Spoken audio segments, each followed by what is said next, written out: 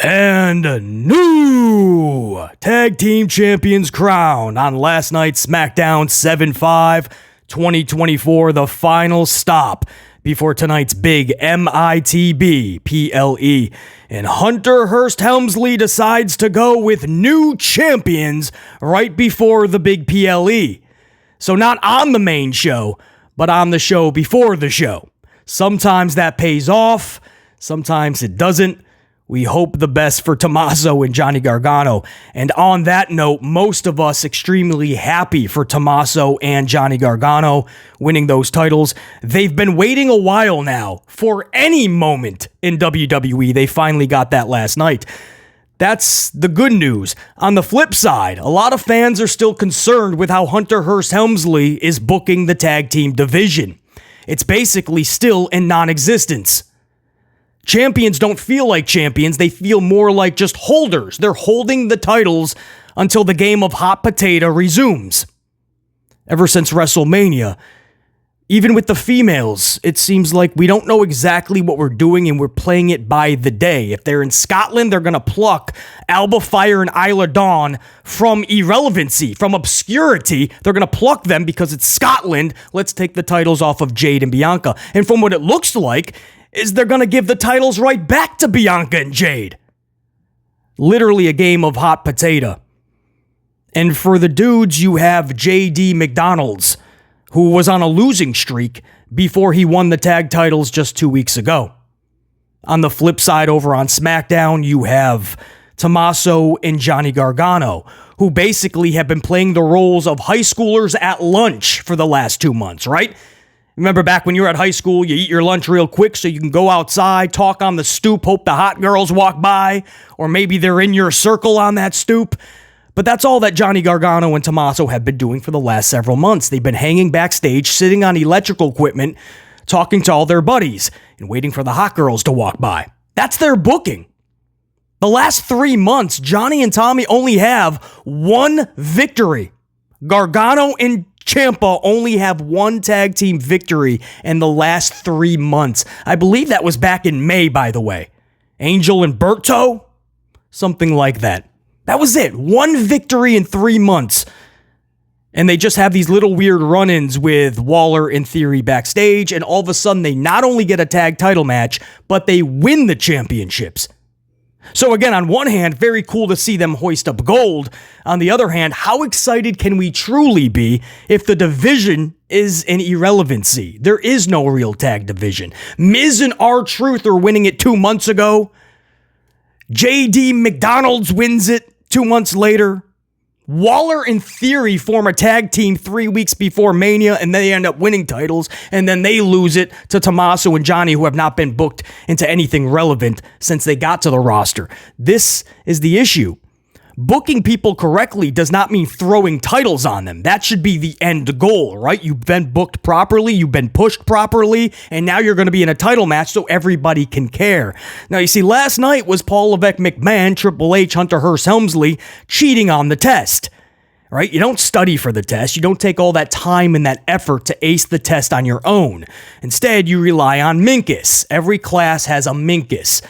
They're so smart, they don't even have to study. They're going to show up, they're going to ace that test. Every answer is probably going to be correct. So if you can just get Minkus's answers, maybe you can't look over Minkus's shoulder without the teacher looking, but maybe you have a little inner circle that's around Minkus, and they can get those answers and relay it to you. But as long as you can get Minkus's answers, you didn't have to take the time and the effort to study, and you'll still pass the test. So this is a classic scenario of Hunter Hearst Helmsley not putting in the time, not putting in the effort to properly place Johnny Gargano and Tommaso Ciampa in a position to win tag titles. But he saw that Canada was coming up, so he was going to cheat on Minkus's test. Not put in the work, but cheat on the test. Canada, who greatly respects Johnny Gargano and Tommaso Ciampa for their black and gold NXT days, so we're going to relive 2016 all over again. And Triple H is hoping that there's going to be a massive pop because it's Canada, and that pop will translate to the States. That's the hope. And they did. They got a big pop Most fans were happy for Tommaso and Johnny. There was a lot of fans that were still sitting on their thumbs after the victory. They didn't care one way or the other because they were not properly booked to care. But a lot of the Canada crowd, they're reliving those black and gold days a little bit. But to translate to the States, that remains to be seen because the fact remains the last 3 months, Hunter Hearst Helmsley booked them as the high schoolers at lunch. That's their role. If this was a TV show or a film, the role of high schooler at lunch. Because they were sitting on electrical boxes talking to all their buddies for 2 months straight. They have one victory in 3 months, and that was a couple months ago. One tag team victory in 3 months. But because they ran into the bullies at school at lunch a couple 2-3 times, that puts them in a title match and they end up winning those titles. What it does, as happy as you can be for Tommaso and Johnny Gargano, and I get it, there was that close-up shot after they won the titles and Tommaso is right over Johnny and you just read his lips. He says, "It's about damn time." But on the flip side, the fans' concerns that there's just no tag division. It devalues the tag division when the titles are changing hands this often, and not even on the PLEs anymore. The Raw tag titles on a random Raw 2 weeks ago. Before the PLE, the SmackDown titles are changing hands. What are they even doing on Miz and R-Truth? They barely defended it in the months afterwards. JD McDonald's has the title? McDonald's? He was on a losing streak before he got the titles. On the women's side, Alba Fire and Isla Dawn were in irrelevancy. That's where they were booked.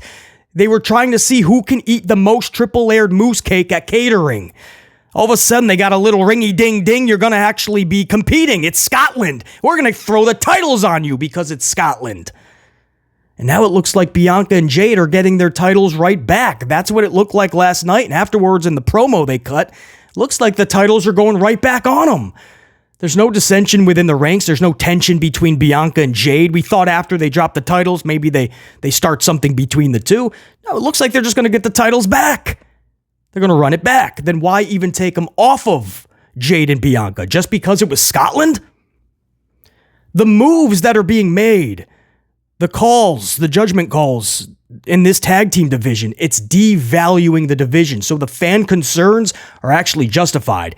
Two things can be true at the same time. We can be very happy for Tommaso and Johnny, which we are, but then we can be very sad for the state of the tag division because it is a sad division. And champions don't even feel like that right now. They just feel like placeholders. Like to the average fan, to the casual fan, why should they care that Tommaso and Johnny Gargano are holding gold tag team championships when the company did not book them properly to be in that position to make fans care? If you didn't watch Black and Gold, if you weren't watching in 2016 NXT, you don't care about Tommaso and Johnny.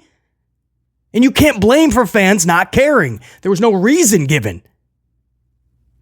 They're sitting on electrical equipment talking to their buddies every week. And now they're just holding championships. It's very odd. And again, the discussion has to be had because we've been seeing this trend now. Bianca and Jade win the titles at Mania. 2 months later, because it's Scotland, they drop them. Miz and R-Truth oddly win tag titles, and then they don't even defend them, basically. It's one of the worst reigns I've ever seen in pro wrestling. As much as we love R-Truth, and Miz is a good company dude. I like the Miz. But wow, was that a bad reign. So you got to take the titles from them. So they put them on a random Monday Night Raw, and they give them to Balor and McDonald's. Waller and Theory get the titles. They were thrown together weeks before Mania, and then they gave them tag gold. No memorable title reign. Let's throw them onto Gargano and Ciampa because we haven't properly booked them either. I understand gone are the days of the Legion of Doom, the Road Warriors, and the Demolition, and the Harlem Heat, and the Hard Foundation, and the Rockers. I understand that, right? Even Bushwhackers and Killer Bees, where they just, Fabulous Rougeau brothers, the Beverly brothers, they just felt like a tag team, right? There was consistency with those teams, at least. I understand gone are the days where you'll never get that feel of a tag team division again, but we have to have some substance. We cannot keep going with a tag division, female and with the dudes. We can't keep going with a tag division like this, where you're just plucking people that you have not booked properly to win championships that you don't care about anyway, because that's what's happening. Look at all the tag team title holders since WrestleMania to now. And it's only been 3 months, so you don't got to look back too far. But everybody that won those tag titles 2 months ago at Mania, a little over 2 months, none of them are holding it anymore. And those that are holding them, you got to scratch your head and go, they're tag team champions? That's my cold open. We'll go over the entire show, but the cold open had to be dedicated to the tag team title match because new champions were crowned. And again, we're very happy for Tommaso and Johnny Gargano. We understand their talent. It ain't just their skills. It's not just what they can do on the mic, but they can really carry storylines. And you can have a lot of fun with what they're doing. You can give them a lot of fun material. They just refuse to do it. And their answer, like to everything else, is just try to fix everything in one swoop. Neglect, and then in one swoop, we'll try to fix it all. We'll throw them tag titles, and that'll fix everything. No, we're happy for them. It's cool they had that moment. But what does that do for your division? I mean, these champions are just holding them. It's literally a game of who's next. Hot potato. I don't even want it. Here, you take it. And don't be shocked if by SummerSlam, Gargano and Ciampa are losing the tag titles. So that is my cold open monologue for this SmackDown review, and that cold open had to be spent on the big tag title change from last night. While most of us extremely happy for Johnny Gargano and Tommaso Ciampa, we also have very real concerns with the tag team division, where it's been, where it is, and where it's headed, which seems to be straight into a brick wall if Hunter Hearst Helmsley doesn't attend to the issues at hand. These tag team title matches, the individuals winning the championships, while a feel-good moment for a lot of them, like R-Truth and Tommaso and Johnny Gargano, after the feel-good moment has worn off, after you get that pop from a country like Canada, what's next? Paul Levesque McMahon now has to actually put the time and the effort and the resources into the actual title reign. There's no doubt people like Gargano and Ciampa can carry the load, right? They'll drive the vehicle, but you got to put them on the road. You got to put them in a position where they're able to carry that load. Otherwise, by SummerSlam in just a few weeks, those titles are going to two new individuals that have probably been booked even worse. But we're going to try to fix that by throwing gold on them. That's the cold open for SmackDown's review of 7/5/2024. The go-home show. The final stop before MITB 2024 tonight. Let's go over to the show, man. SmackDown. This final stop before the big PLE tonight started off with Jey Uso, LA Knight, Chad Gable, Mello, Andrade, and Drew Mack all in the ring at the same time. You take those 6 names and you realize those are all the components in the big Money in the Bank ladder match for tonight for the dudes. A few words were spoken by all, followed by an inevitable 6-man brawl. So you knew that was going to happen. They all literally just said like one line, and then somebody was next up on the microphone. The highlight of this segment was LA and Jey Uso. For a moment, we actually had a yeet off. I've been waiting for this, man. It was inevitable. It had to happen, right? It had to happen. But one dude's over on the red brand, the other's on the blue brand, so you got to put them in the right... It's got to be the right timing. So they had Jey Uso from Raw over on SmackDown because they're all in this Money in the Bank match. You have them standing in the ring. I'm just thinking, have them face each other and let's just do this yeet off. And for a moment, they did, and the crowd was loving it, right? LA Knight, yeah. Jey Uso, yeet. Then after another time, they kind of got a little more serious, right? Jey Uso takes his glasses off, like basically I said yeet. So then LA Knight takes his glasses off. I said, yeah. Unfortunately, it was short-lived. I would have done that another 5 minutes. That would have been entertaining television like no other, man. I don't even need to see a matchup with some flips and some dives and some moonsaults and some suicide dives and some power bombs. I don't need to see a Canadian destroyer, tables being broke. Just give me the yeet off. I was good. But it was short-lived. It didn't go long enough, I felt. Hopefully we get it again in the future. But that was one of the highlights of this whole thing, man. There was a moment where Drew asks Jey Uso how he even got across the border. We know he's had some legal issues in the past, and he actually couldn't go to Canada and other countries because of these legal issues. So even Jey Uso, when he was cutting his little promo, he said, "Thank you, Canada. Thank you for letting me in." Thank you for letting me in. Even Jey Uso didn't know how, but he was happy. So Drew McIntyre just says, "How did you even cross the border?" It was kind of funny. Now, with that said, I would also have to mention, I do feel there's going to be a massive issue with Andrade getting over in the future. In NXT, Andrade was protected via Zelina Vega. But the mic work now is non-existent, and the reaction is matching that. Right?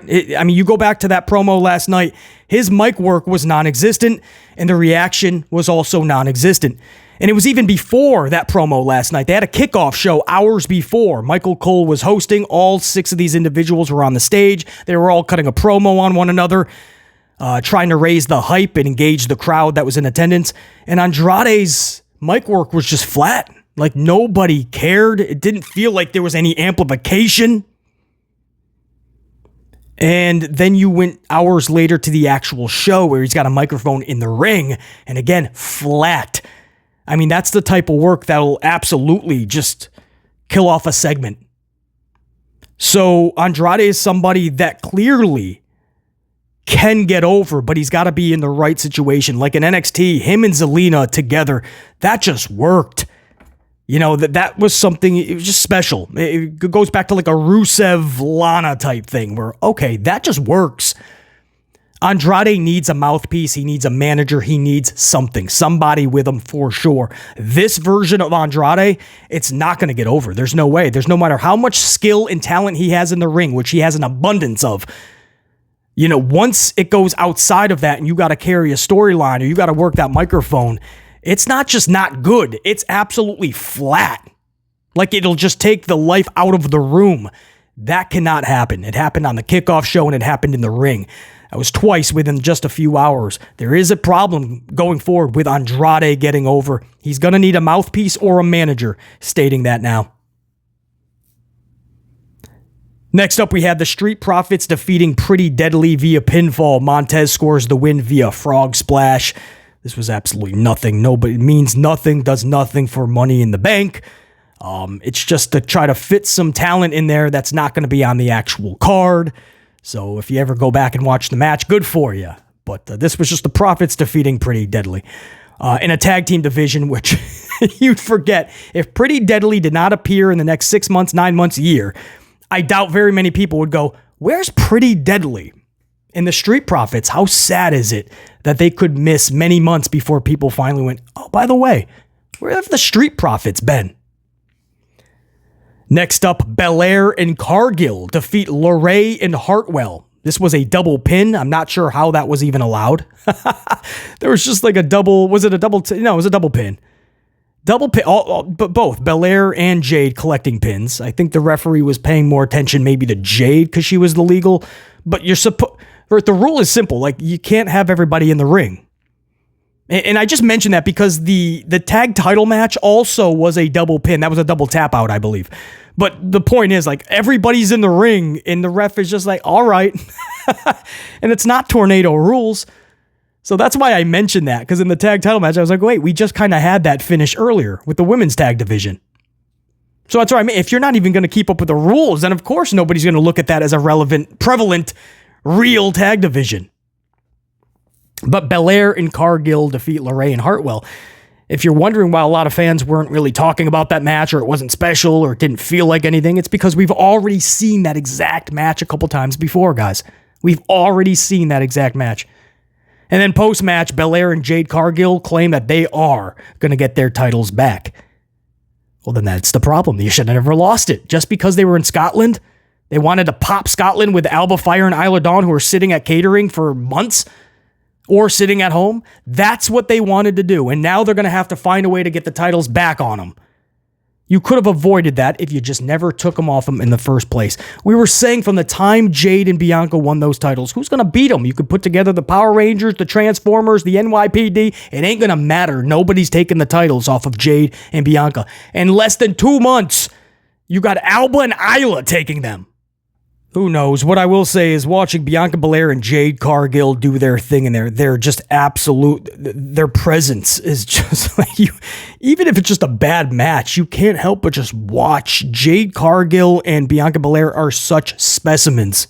They're just, it is just in awe. You're in awe of just the presence alone.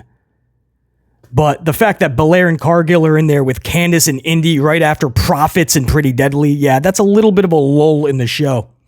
It picked up a little bit for the second hour. Cody Rhodes, Randy Orton, and KO start hour number 2. Cody just says, if Bloodline wants a fight, that's what we'll give them. Randy just says they're going to get the 3 most devastating letters in pro wrestling, RKO.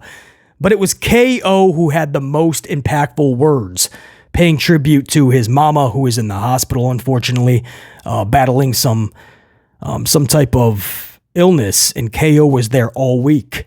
And he should have, he admitted he should have probably missed these shows, but the one person on earth that would have hated that decision, would have loathed that decision, would have been his mama KO. So he's like, for his mother, he is going to go to Money in the Bank, and he is going to beat down the Bloodline like never before. So KO just you weren't expecting that, right? Because Cody just gave some fluff, right? You want to fight? We'll give you a fight. Randy Orton, some fluff with RKO letters. But KO really delivering it's like, whoa, all right, this turned a little serious real quick. So we wish all the best to obviously KO and the fam, especially Mama KO. But that was it. Just some words. No Bloodline interfering, coming out and keep the physicality non-existent at that point. We've seen them brawl every single week, every show. I'm okay with them not brawling. I would have loved to have seen something creatively between the Bloodline, Cody, Randy, and KO last night. I would have loved to have seen something very impactful right before Money in the Bank. Instead, we just had some words. And at the end of the show, Solo cut a 30-second, pre-tape vignette type promo. It was so bad. I blinked, it was already over. I'm like, that coming off of what you did to Paul Heyman last week, that's what you had for the Bloodline? So we could have done a lot more with that matchup for Money in the Bank in the final installment beforehand. We could have done a lot more, but I don't know. Maybe because KO was at the hospital all week, maybe they were just kind of more concerned with that. Didn't even know if KO was going to show up. So maybe that kind of played into it. Then you had Bayley defeat Piper Niven via pinfall. Damn near the entire women's locker room, or that's how it seemed, was at ringside for this match. You had Naomi, Chelsea Green, Tiffany Stratton, Valkyria, Io Sky, and Zoe Stark all at ringside brawling. All the ladies that are going to be in tonight's women's MITB match, they were all at ringside. At first just watching on, and then ended up brawling. And then after the match, Nia Jax hits the ring, takes out Bayley. Then Michin hits the ring with a kendo stick, takes out Nia Jax. You had 10 females in this one segment. That's one way to utilize a lot of people in a short amount of time. I don't know if that's good or not. Main event. Tag titles were on the line. We spent the entire cold open monologue on this, but we'll touch base on it again. Tag titles, main event. Theory and Waller defending against challengers DIY. You knew the way they were pumping it up throughout the night. You knew it's Canada, and you knew that they don't have anything for Waller and Theory anyway. The writing was pretty much on the wall. They were going to be dropping those titles. And that's exactly what happened. New champs off a double submission. Again, just like Bianca and Jade earlier, just a few segments earlier in their match. I'm not sure how that's possible, how it's legal. Right? The referee has to take 2 of them out. It's not tornado tag. It's just, the referee's just letting everybody in the ring, and he's just like, all right, who's tapping? It doesn't even matter. You guys are the new champions. Double submission. The titles had to come off Waller in theory. We all knew that. They were not booked properly, but no tag team is. So now with new champions, are we finally going to get a reign that is meaningful? Are we finally going to get Hunter Hearst Helmsley booking the division and the tag teams to a relevant state that we can care about? That's the questions, and there's a lot of them. But, so even though the titles had to come off Waller in theory, why not at a PLE, man? That's the first step, baby steps, right? Into making your audience, your fans, that crowd care about the division, much less the tag teams in it. How about you make it meaningful, right? You make the crowd see why it's meaningful. You put it on an actual PLE card with all the other big matchups that you have to kind of pay to see, pay for that streaming service. How about you make it relevant? These matches are always on free TV. Of course, the audience is going to go, oh yeah, it's just the tag titles. You're going to have to make it feel more important.